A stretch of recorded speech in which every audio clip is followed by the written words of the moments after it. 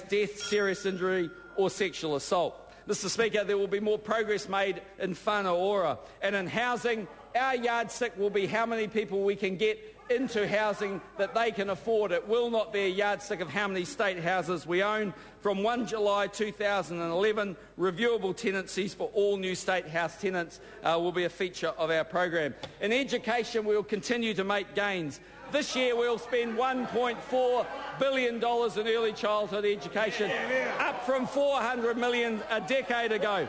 You see, this is the interesting thing, isn't it, under Labour's policy. They increased the spending in early childhood education. We all accept that.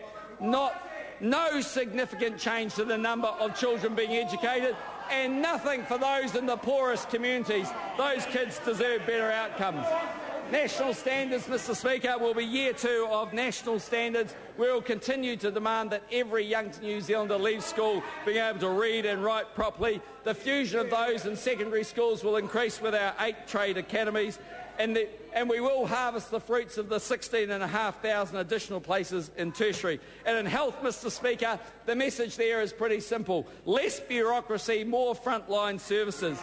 No longer do we have 81 PHOs, we have 46. No longer do we have the bloated numbers in the ministry or DHBs. There will be less bureaucracy. And the results that we will achieve will continue the way they have gone, which is an increase in elective surgery of the following: 400 more people per week being seen for elective surgery, 20,000 people.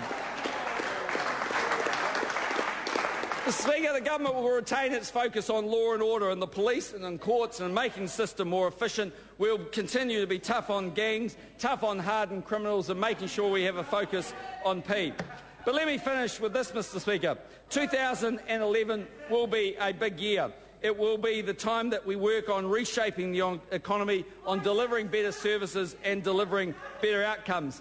And at the end of the year, we'll go to the polls and we'll put ourselves up against a Labour opposition that has learnt absolutely nothing in 9 years, has not recognised that the world has changed one shape or the other. Mr Speaker, they are an opposition that's in denial.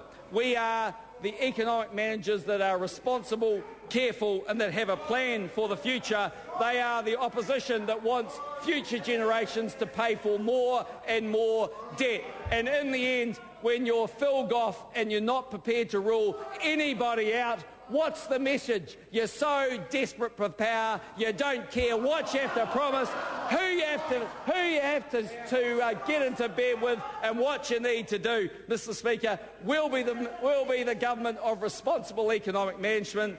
They will be, as was described by John Rowan recently, the coalition of the losers.